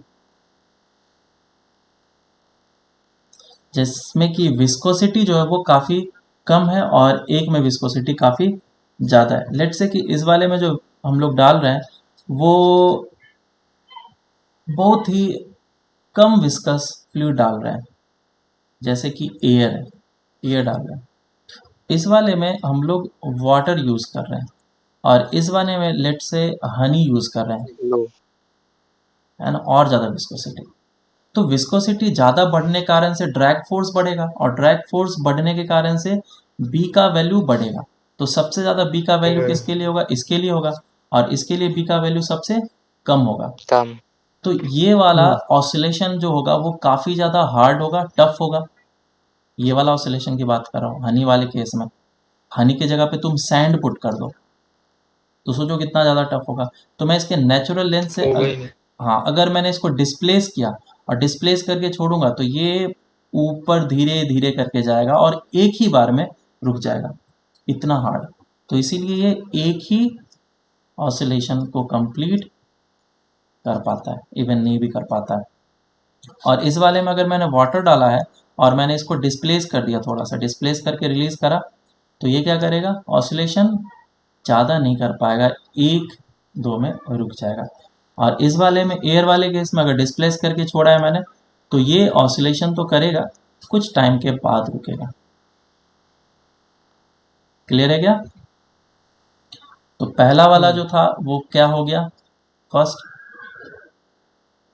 बताओ क्या हो गया? ये ओवर डैम्प्ड ना। हाँ और ये क्या हो गया दूसरा वाला? क्रिटिकली। क्रिटिकल। क्रिटिकल। और थर्ड वाला under dam. Under under dam. Under damped. अब रियल लाइफ एग्जांपल की बात कर लेते हैं। जैसे हम लोग कार वगैरह में बैठते हैं या फिर बाइक में बैठते हैं तो उसका सस्पेंशन जो होता है वो बहुत ज़्यादा हार्ड नहीं होता है और बहुत ज़्यादा सॉफ्ट भी नहीं होता है। बहुत ज़्यादा हार्ड नहीं होता है, वो कैसे पता चल रहा है? मान लो बम्पर आ गया है ना, सस्पेंशन क्या है? स्प्रिंग वगैरह लगे होते हैं ना, हाँ क्या हाँ। और क्या बोलते हैं उसको? और कोई नाम है क्या उसका? शॉकर। सॉकर। और कोई नाम है क्या? ये जैसे स्प्रिंग ही बोलो सर। हाँ, स्प्रिंग है। ये फोर व्हीलर है, ठीक है, और ये आगे की डायरेक्शन में जा रहा है। और जैसे ही बम्पर पे चढ़ता है या फिर जो भी चीज़ है, इसका नाम तुम अलग अलग जगह पे अलग अलग बोलते स्पीड ब्रेकर। हैं, स्पीड ब्रेकर पे जैसे ही चढ़ेंगे तो ये क्या करेगा? अप एंड डाउन मोशन करेगा।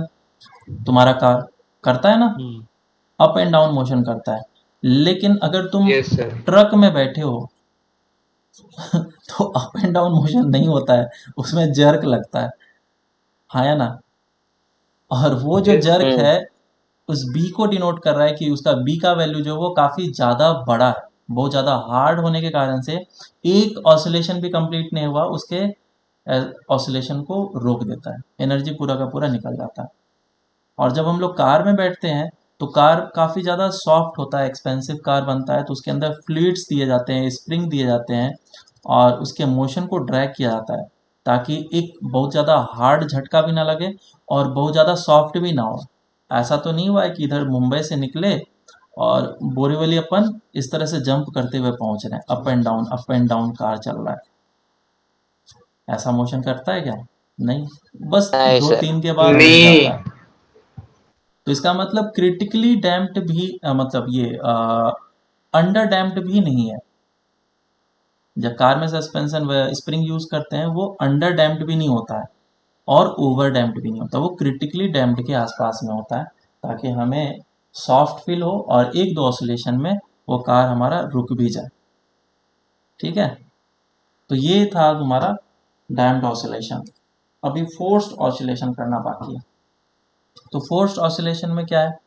एक और एक्स्ट्रा फोर्स लगेगा, और एक और एक्स्ट्रा फोर्स लगेगा तो हमारा मोशन फिर और अलग तरीके से चेंज होगा। जैसे कि मैं झूला का बारे में एग्जांपल ले रहा था, है ना। ये है हमारे पास एक झूला। ये जो झूला को हम लोग स्विंग कराते हैं ये फोर्स्ड ऑसिलेशन पे बेस्ड है। जब कोई भी आदमी इसके ऊपर बैठा हुआ है तो इसको मैंने स्विंग कराया तो ये इस डायरेक्शन में जाएगा, और करा करके छोड़ दो तो ये धीरे धीरे धीरे धीरे करते करते करते रुक जाता है। देखा है वो तुमने? तो इसका एम्पलीट्यूड क्या होते जा रहा है? कम होते जा रहा है। क्यों? क्योंकि एयर ड्रैग कर रहा है, बहुत जगह पे फ्रिक्शन वगैरह भी लग रहा है। कुल मिला के बात इतनी है कि सिस्टम से एनर्जी निकाला जा रहा है और इसकी एनर्जी कम होते जा रही है। लेकिन अगर कोई आदमी, एक पर्सन पीछे लग जाए और इसको पुश करे तो झूला का एम्पलीट्यूड या फिर एंगुलर एम्पलीट्यूड मेंटेन रहता है। तो ये आदमी क्या कर रहा है? एक एक्सटर्नल एजेंट की तरह काम कर रहा है जो सिस्टम को कंटिन्यूसली एनर्जी प्रोवाइड कर रहा है। आया ना? ये क्या कर रहा है? सिस्टम को कंटिन्यूसली sir. एनर्जी प्रोवाइड कर रहा है, और एक जो ड्रैग फोर्स है वो सिस्टम से एनर्जी को बाहर निकालते जा रहा है। तो यहाँ पे मुझे एक एक्सटर्नल फोर्स की ज़रूरत है जो कि सिस्टम के एनर्जी को मेंटेन करके रखे। अब देखो, ये जो आदमी पुश कर रहा है इसको पुश करने का भी तरीका पता होना चाहिए। गलत तरीके से पुश करेंगे तो ये स्विंग नहीं करेगा और रुक जाएगा। कैसे? जैसे कि ये इस तरफ गया और जब वापस आ रहा है तो इसको इसी जगह पे पुश नहीं करना है। इस जगह पे पुश किया तो ये रुकेगा। पुश कब करना है? जब ये जा रहा हो उस समय पुश करना है। तो ये इसकी फ्रीक्वेंसी और इस स्विंग करने की फ्रीक्वेंसी जब मैच करेगी तो ये एनर्जी को अच्छे तरीके से ट्रांसफर कर पाएगा। आई थिंक तुम मेरी बात समझ पा रहे होगे। अगर इधर ही आ रहा हो और तुमने धक्का मार दिया तब तो अपोजिट, ये कोलिजन काइंड ऑफ हो गया ना। अपोज कर रहे हो इसके मोशन Yes, को। sir. सपोर्ट कब होगा? जब इसी डायरेक्शन में जा रहा हो और तुमने इसको पुश किया हो, तो इसको सपोर्ट करना का बोलेंगे हम लोग। तो फ्रीक्वेंसी क्या होना चाहिए? एक्सटर्नल फोर्स का और जो भी पार्टिकल स्विंग कर रहा है उन दोनों का सेम होना चाहिए। तो उस समय एनर्जी का जो फ्लो होगा वो ज़्यादा बेटर तरीके से हो पाएगा। तो हम लोग इसमें एक डैम्पिंग फोर्स तो लगाएंगे ही लगाएंगे, और साथ ही साथ एक फोर्स्ड ऑसिलेशन बोल रहे हैं तो एक एक्सटर्नल फोर्स भी लगाएंगे जो उसके ऑसिलेशन को मेंटेन करके रखेगा। तो वो फोर्स कैसा है? हेडिंग डाल लेते हैं, फोर्स्ड ऑसिलेशन।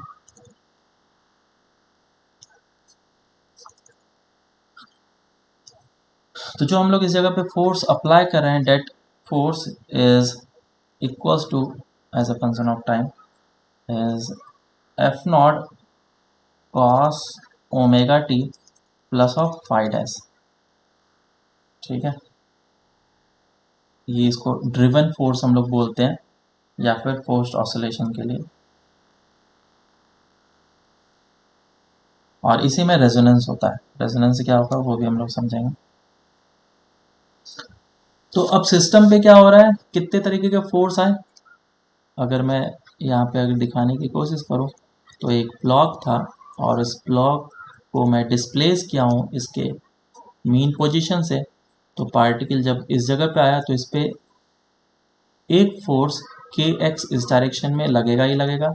दूसरा, क्योंकि ये आगे की डायरेक्शन में जा रहा है तो इस पार्टिकल पे इस डायरेक्शन में फोर्स डैम्पिंग वाला लगेगा ही लगेगा। और क्योंकि एक अब ड्रिवन फोर्स डाल रहे हो तो वो जो इसको सपोर्ट करेगा वो आगे की डायरेक्शन में लगना चाहिए। और net force is equals to हम मास इनटू एक्सेलरेशन बोलेंगे। So net force is equals to mass into acceleration. So F d minus of small force minus of k x is equals to F d, small d ये क्या है? Damping वाला, is equals to mass into acceleration. Values put कर लेता हूँ मैं, F naught cos omega t plus pi dash, और ये हो जाएगा बी वी, और ये हो जाएगा k x is equals to mass into acceleration. बस इस इक्वेशन को बस रीअरेंज करने की ज़रूरत है। तुम्हें बस इतना सा करना आना चाहिए, ठीक है? यहाँ तक करना आना चाहिए, क्योंकि क्वेश्चन में कभी कभी कंपेयर करने के लिए दे दिया जाता है। फोर्स्ड ऑसिलेशन पे क्वेश्चन ज़्यादा बनते नहीं हैं, वो बस कंपेयर करने के लिए दिया जा सकता है। तो ये हो जाएगा m a plus of b v plus of k x is equals to F naught cos omega d t plus five dash. तो m से डिवाइड कर लो तो इधर से मेरे को एक इक्वेशन मिल के आ जाएगा, d square x by d t square plus b by m d x by d t plus of k by m into x is equals to F naught by m cos omega d t plus of five dash. ये इसका equation है। इसमें भी delta square delta लेंगे। हाँ, लेने की ज़रूरत नहीं है क्योंकि हमारे कोर्स में है नहीं, तो कोई मतलब नहीं है अभी। ठीक है, तो ये हमारा कंप्लीट फोर्स आया और इसमें जो एम्पलीट्यूड है वो और भी अलग तरीके से वेरी करता है जब एम्पलीट्यूड की बातें करते हैं, क्योंकि ऊपर जो है ये एसएचएम करेगा या नहीं करेगा वो अभी पता नहीं है, लेकिन जो एम्पलीट्यूड है वो हमेशा क्या बोलते हैं, मीन पोजीशन और जहाँ पे वेलोसिटी जीरो हो रहा है उन दोनों के बीच के डिस्टेंस को एम्पलीट्यूड बोलते हैं। तो एम्पलीट्यूड बढ़ भी सकता है घट भी सकता है, डिपेंड करता है कि ये जो तुम्हारा ड्रिवन फोर्स है वो कैसा लग रहा है, उसका मैग्नीट्यूड कितना है, वो डैम्पिंग फोर्स को ओवरकम कर पा रहा है कि नहीं कर पा रहा है, और कितना एनर्जी ट्रांसफर कर रहा है, फ्रीक्वेंसी उसके साथ उसका मैच कर रहा है कि नहीं कर रहा है। तो जो एम्पलीट्यूड निकल करके आता है वो आता है f naught divided by m root under of frequency of the driven force natural frequency का स्क्वायर प्लस ऑफ बी। ये भी याद करने के सर? नहीं याद, मैं तो बोलूँगा याद करना पड़ेगा, लेकिन क्वेश्चन नहीं आए हैं तो ज़रूरत नहीं है। इससे मैं बस ये दिखाना चाहता हूँ कि एम्पलीट्यूड जो है वो किस तरीके से ओमेगा पे डिपेंड कर रहा है, किस तरीके से ओमेगा पे डिपेंड कर रहा है। और इसमें सर वो क्या बोल रहे हो? बी के साथ कौन सा फ्रीक्वेंसी लिखा है वो ये ओमेगा डी है, फॉर्मूला? Yes sir, okay. ठीक है, कैपिटल डी है।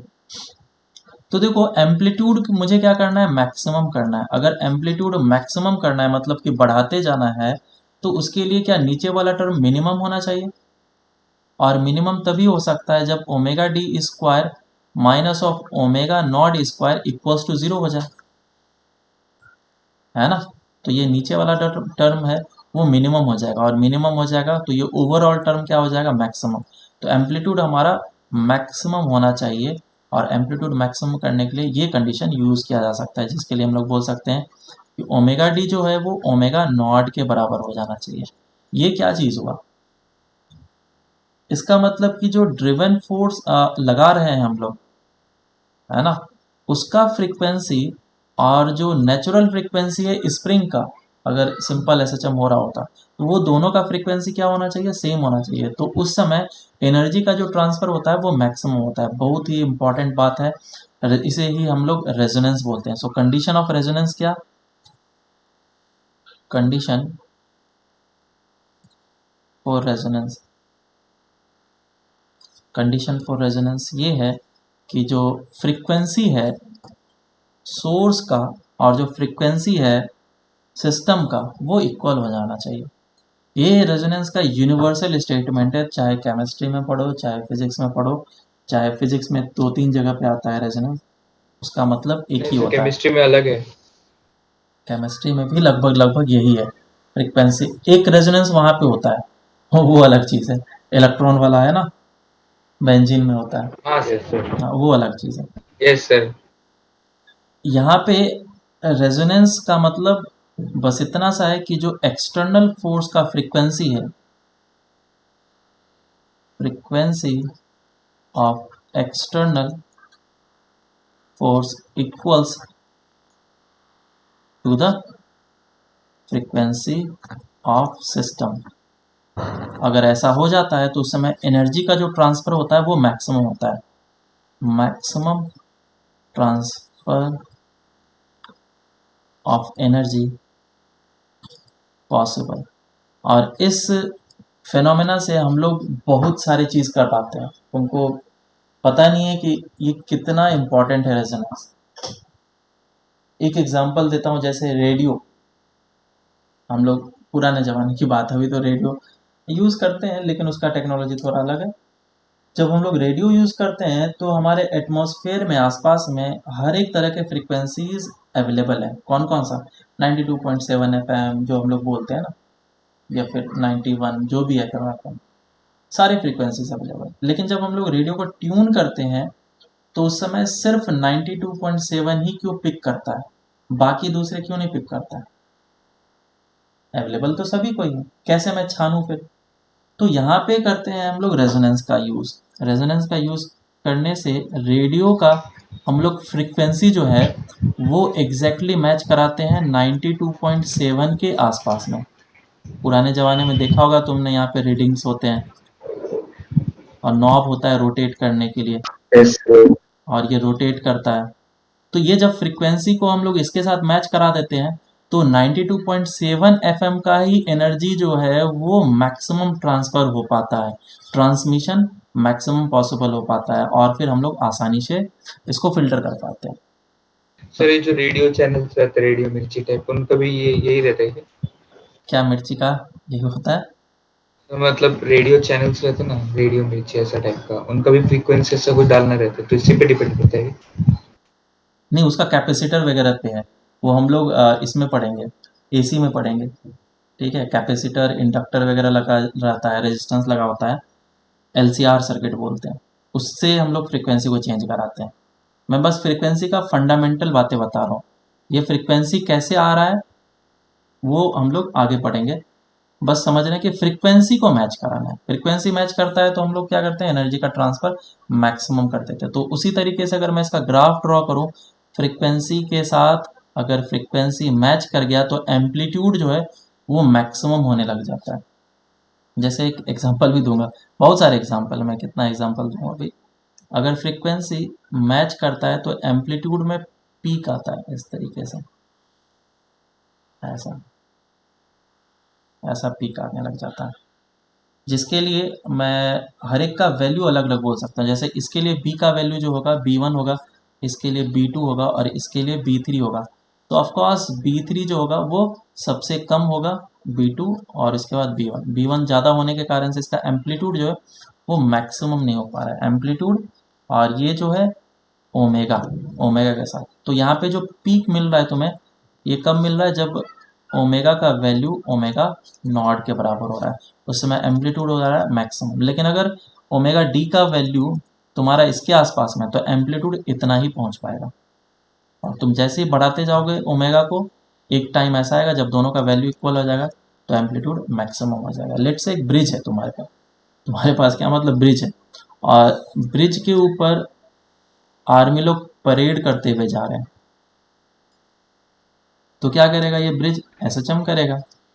जब इसका टाइम पीरियड और तुम्हारे पैर का टाइम पीरियड मैच करेगा तो ये कंडीशन होता है रेजोनेंस का। उस समय एनर्जी का ट्रांसफर क्या होगा, मैक्सिमम, और इसकी एम्पलीट्यूड धीरे धीरे धीरे धीरे करके बढ़ती जाएगी। तो ये ब्रिज कोलैप्स भी कर सकता है। तो इसीलिए जब भी ब्रिज हाँ पे मिलिट्री लोग जाते हैं तो वो लोग वहाँ पे परेड नहीं करते हैं, क्योंकि उसकी फ्रीक्वेंसी अगर मैच कर गई, बहुत सारे लोग होते हैं ना, और मैच कर गई तो ये ब्रिज जो है वो कोलैप्स भी कर सकता है।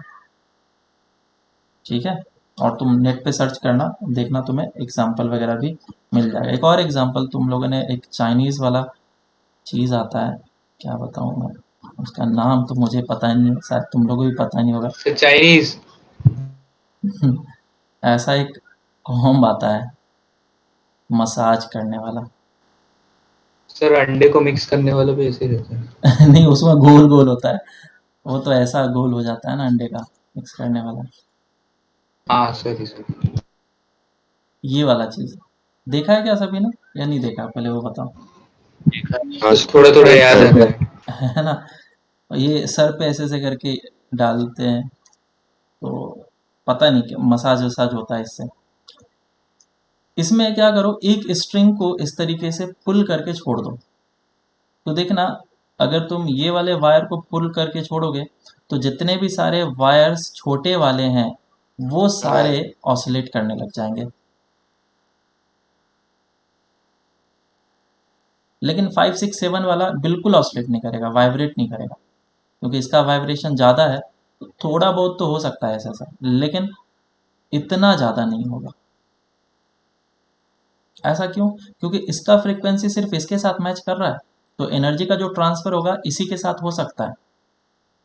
और तुम सिर्फ बड़े वाले को पुल करके छोड़ो, तो ये बड़े वाले का फ्रीक्वेंसी इसके साथ मैच कर रहा है, तो ये वाले ही पूरा का पूरा मैग्नीट्यूड से हिलने लग जाता है, लेकिन नीचे वाला बिल्कुल स्थिर रहता है। तो तुम ये एक्सपेरिमेंट घर पे भी करके देख सकते हो। चाहो तो तुम इससे भी कर सकते हो, एक बॉल को अटैच कर दो डिफरेंट डिफरेंट लेंस वाले, ऐसे करके लग दो, और जब इसको स्विंग करोगे तो वाइब्रेशन के कारण से ये जो एनर्जी है इसके पास ट्रांसफर होगा और ये भी स्विंग करेगा, लेकिन इसमें कोई भी स्विंग नहीं आएगा, इसका बिल्कुल भी एम्पलीट्यूड नहीं चेंज होगा। ये क्यों हो रहा है? क्योंकि रेजोनेंस हो रहा है, इसकी फ्रीक्वेंसी और इसकी फ्रीक्वेंसी क्या हो जा रही है? सेम हो जा रही है, मैच हो रहा है, और फ्रीक्वेंसी मैच होने के कारण से वो एनर्जी का ट्रांसफर कर पा रहा है। समझ में आया क्या? Yes sir. और इस तरीके से बहुत सारे एग्जांपल्स वगैरह हैं। रोडवेज भी इस तरीके से कोलैप्स हुए हैं। एक बार इंसिडेंट हुआ था, जो विंड है वो इस तरीके से फ्लो किया था कि जो ब्रिज का ऑसिलेशन हो रहा था उसका फ्रीक्वेंसी इसके साथ मैच किया था, और जो ब्रिज है वो बिल्कुल ट्रम्बल हो रहा था, वो इस तरीके से शेक कर रहा था, उसमें फ्रीक्वेंसी रेजोनेटिंग फ्रीक्वेंसी आ गया था और फिर वो कोलैप्स कर गया था। तो ये सब चीज़ें तुम चाहो तो गूगल पे सर्च कर सकते हो, तुम्हें मिल जाएगा। तो ये हम लोग का पूरा कंप्लीट हो गया, damped oscillation and forced oscillation.